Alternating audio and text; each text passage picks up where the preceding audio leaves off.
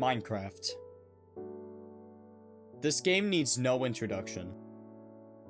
This game has defined the childhood of many people, with a lot of memories of making awe-inspiring builds, collecting diamonds for the very first time while watching legendary Minecraft YouTubers. If any game deserves a game-to-movie adaptation, it would be this game. And we in fact did get a Minecraft movie. There once was a man named Steve. This movie sucks. Genuinely an awful movie with no redeeming factors is what people usually say. I originally wrote an intro way more negative because I thought I'd absolutely hate this film like everyone else. This is stupid! But when I watched it, I was actually having an amazing time. I know, crazy. A Minecraft movie is both one of the worst movies I have seen in a while, but also the funniest, most stupid film of all time. Maybe not of all time, but still. Recognize that the real treasure is inside your heart. Because of that, I want to talk about this film. The good, the bad, and the chicken jockey. Before we get into this film, grab your Jack Black figurine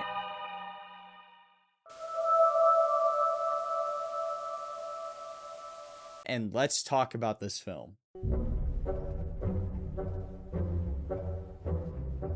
If that's what a sheep looks like, what are the villagers gonna be?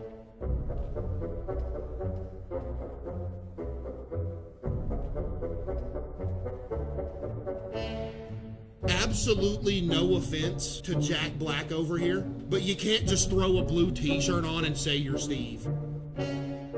Just like I have no clue who Jason Momoa is supposed to be here, he looks like a character I would have made in Dress to Impress on Roblox. Why is there real people in it? Flint and steel. What did they do to my boy? The nether. Chicken jockey.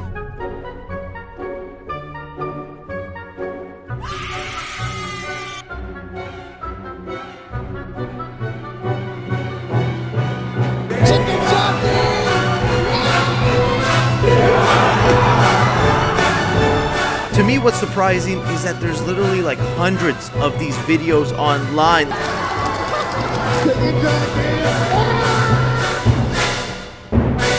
I am Steve. Dude, it's so movie-fied, it's disgusting!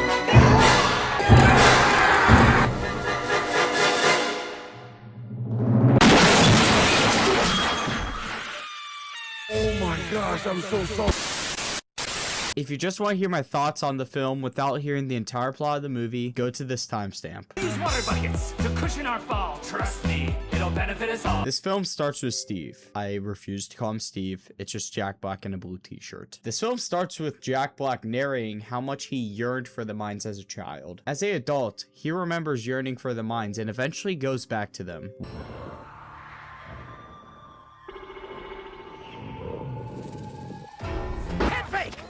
While in the mines, he finds this case and this cube, puts it together, and it sends him through a portal to the Minecraft world. After building a bunch of houses, taming a dog, naming it Dennis, and building an amusement park, he runs into this other strange portal and lights it up with Flint and steel. He goes through it, he gets captured by the piglins, and he tells Dennis to take the Tesseract to the real world to hide it from Algosia. The dog escapes to Steve's house in the real world and hides it there under his bed, with seemingly nobody noticing this weird looking dog.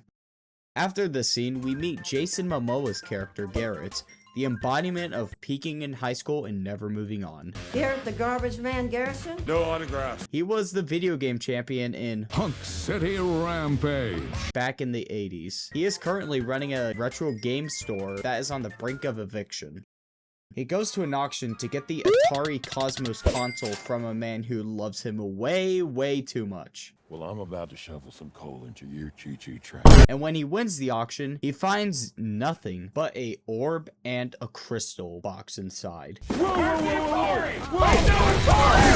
This is not that mean you can trash this unit? We then pan over to meet Natalie and Henry. Henry is the creative kid in this boring world. Natalie is his sister slash guardian who takes care of Henry after their mother died. They are just moving into Chugless, and Dawn, she is the real estate agent who sold them their house. And she also runs a interesting side hustle. After some jetpack shenanigans, it crashes into Chuggy the Chip.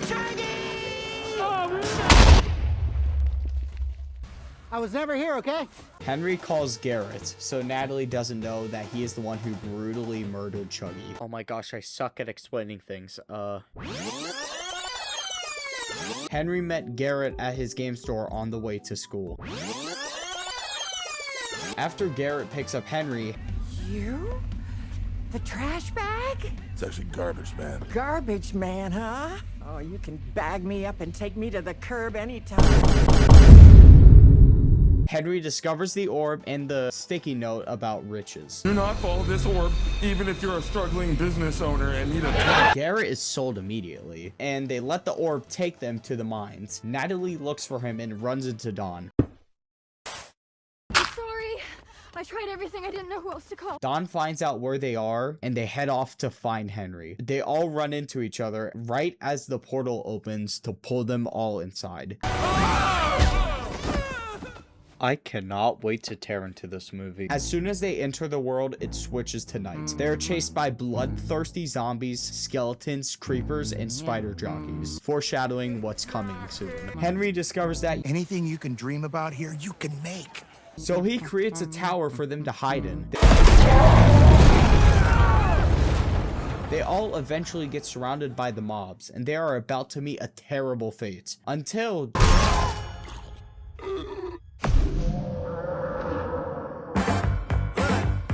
Let me tell you. Jack Black in all his might shows up to save the day.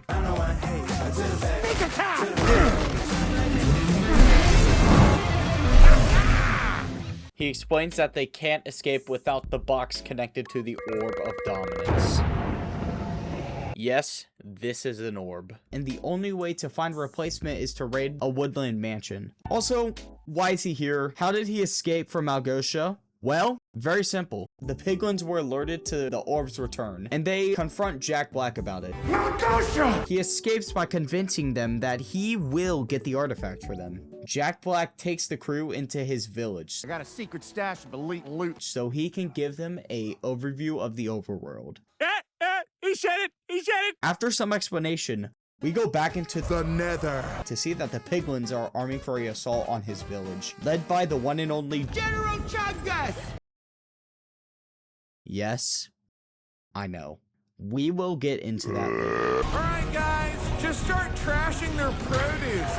Villagers hate that. They all escape the siege, but the guys and girls are now split up until the third act. Before the guys are cornered, Jack Black gives them Elytra wingsuits to escape. Garrett bribes Jack Black by telling him that if they don't go into the cave full of diamonds and riches, he will keep the orb and do something with it. So they fly away to Steve's diamond cave so Garrett can be rich. Also, Jack Black rides Garrett like Remy does to Linguini in Ratatouille. No way, dude! Let go of my hair! Just relax, let my hips guide you, it's the only way! The girls are on their own now, and Natalie talks to Dawn about how having adult responsibilities suck as a kid. They run into a ferocious wolf that turns out to be Dennis. How convenient. And the dog takes them to where Jack Black is. The guys make it to the cave, and Garrett runs straight to the diamonds. The piglin sent the Great Hog, which also publicly executed General Chungus before this scene. Kill him! Wait, does this mean you're firing me?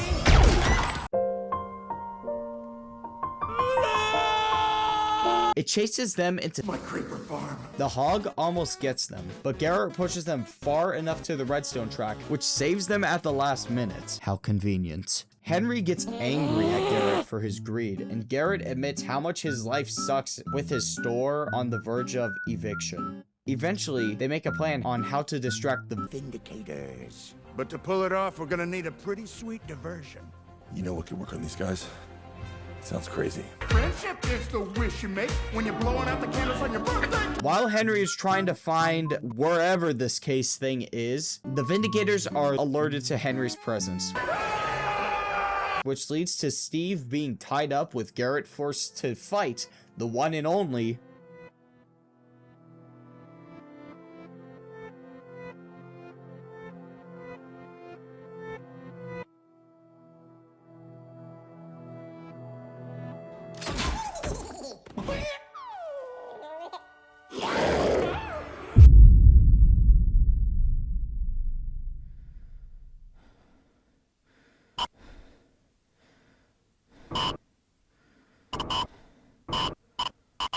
Chicken jockey. Chicken jockey. Henry finds chests full of different items, and he eventually finds the case for the orb. A Enderman spots him, and after Henry looks at it, it projects his insecurities.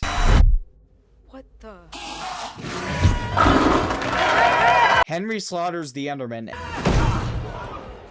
Hank, did you get the Earth Crystal? Yeah, I got it. and they escape. The piglins find them and gang up on them outside the Woodland Mansion.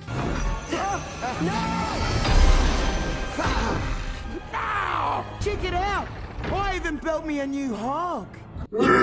Henry and Jack Black are able to reach one of the gas platforms. Garrett stays back to do a self-sacrifice, which will totally not lead to him being revived at the end to save Henry. Henry and Jack Black died. They respawned on the bed that I guess Jack Black probably placed before, but I don't think he did because he acted surprised about the mushrooms being there. Wait a minute, where are we? Huh? They all reunite except Garrett, who is 100% dead, I swear. The piglins use the orb to cast darkness over the overworld. Then the gang put all their hands together after Jack Black says the most emotional, most cinematic line of all time. First we mine, then we craft.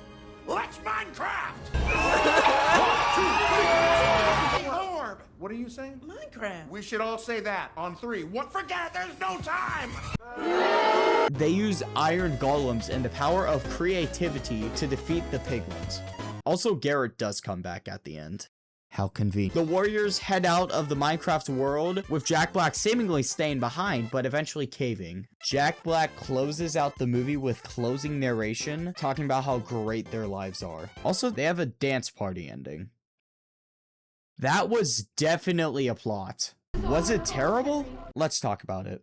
I want to find ores, because I mined and I want to dig all this. The plot of this movie was so bad. It is the most stereotypical story about imagination and how cool it is to be a kid. That plot idea isn't bad for a kid's movie. The SpongeBob movie tackles that, and are you telling me that movie is bad? No. The story is so cookie cutter and predictable. When Garrett did his self-sacrifice, I knew for a fact it was gonna come back, and when like the slow motion Zack Snyder cut happened, I was just like, oh, he's gonna come back. And he literally does to save Henry at the last minute. The plot of Henry and Natalie losing their mother could work, and her having to grow up for them to survive is a very interesting idea for a plot point, but it fails so hard. It's just left to just dialogue between Natalie and Dawn about how much her life sucks. They feel the urge to let you know through terrible writing that the parents are dead for no reason other than to make the brain-rotted iPad children in the audience understand what's going on, which leads to my next point. As you can tell with the bad plot, this film's writing is so bad.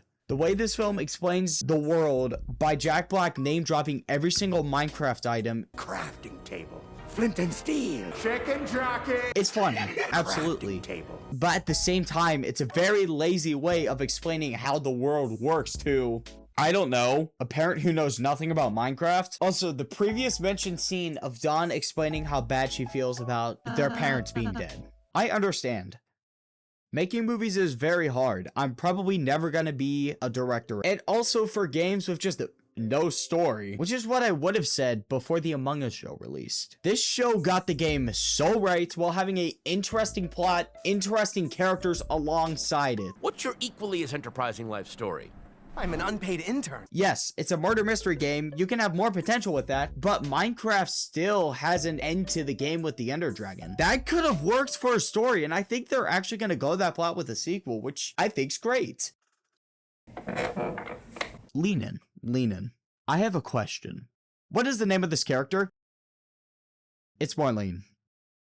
The characters in this film are so forgettable. These characters are the most stereotypical kids movie characters. Henry is the creative kid that people bully. Natalie is the kid who was forced to grow up just so their family could survive without their mother. Hi, Future Doodle here. I want to clear something up real quick. Natalie is 21 to 22 years old in the film canonically. She's not a kid. Ignore every time I call her a kid. But everything I do say about Natalie still holds up. Okay, back to the video. And Garrett is the cool guy who's actually not so cool. And Dawn, I don't know why she's here. She's a realtor who has a funny petting zoo. Jack Black's character is just Jack Black with some backstory about him yearning for the mines, which is played as a joke. Initially, near the beginning of the film, I thought they were gonna do something very interesting. I thought that he was actually gonna be a twist villain with him backstabbing the main characters, with them telling Malgosha about him bringing the orb. The orb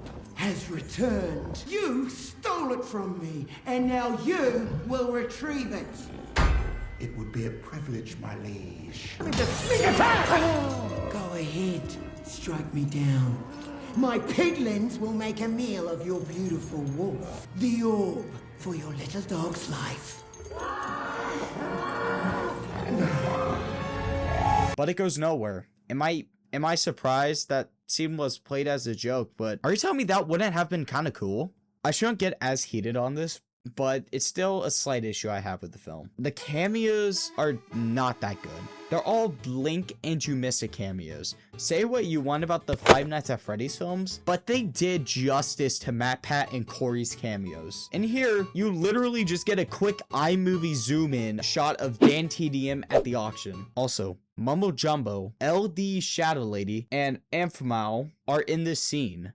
The Jeb cameo wasn't as bad. The only cameo that I can say for a fact is perfect is the Technoblade tribute. The Piglins as antagonists aren't a terrible idea on paper, but with them wanting to take over the world for no reason other than destruction and gold, it's kind of terrible. I get it. It's very on brand for Piglins to just want more gold. But come on, man. You could have made something very interesting with the Piglins. Malgosha.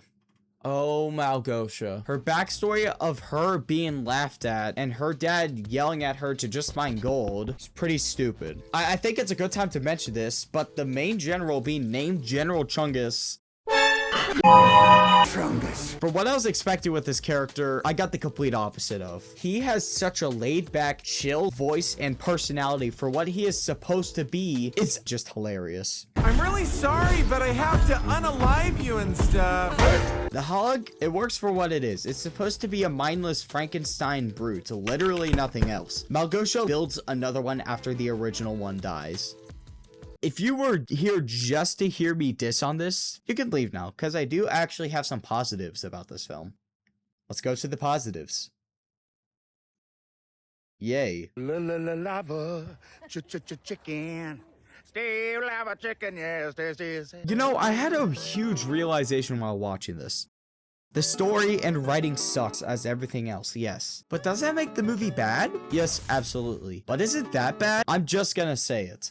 This film heavily reminds me of films like Grown Ups, B-Movie, and Shark Tale. Ironic films that people adore, where the plot and execution of said film is absolutely terrible. But are you telling me that the B-Movie isn't at least entertaining whenever you put it on? It's absolutely amazing whenever you watch it, for the wrong reasons. That's what this film excels at. If this film was released 10 years ago without being associated with Minecraft, this film would be absolutely iconic. This film is only good because the people who made this film knew off the bat that it was gonna suck and made it into something else. A movie with Jennifer Coolidge on a date with a villager. A movie with Jack Black writing Jason Momoa. A movie with a old man not aging. A movie with Nether's Got Talent. Nether's Got Talent. A movie where it doesn't care if it's dumb and stupid. A movie that frickin' embraces it. This movie ending with the dance party at the end is just the cherry on top to everything I'm saying. That's just what makes it work. It's a beautiful disaster. I cannot believe I'm actually saying this. The people who made this film actually know the game. This movie plays the C418 Minecraft music. It has the 20-minute day and night cycle. Except at night, which happens about every 20 minutes. Take away the hideous creature designs. Some of the settings in this film are gorgeous. The nether looks perfect, and honestly, I think that's it. The overworld feels very flat at points. A Minecraft movie is both the worst movie I've seen, but also one of the most ironic films I've seen. When the trailer first released, I was actually offended how bad it looked. Even if a film is terrible, if you were at least entertained, the film did exactly what it was going for. Movies are supposed to be entertaining, and does everything need to be a masterpiece? No.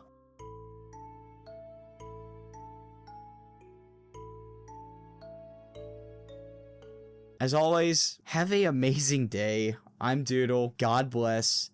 Peace.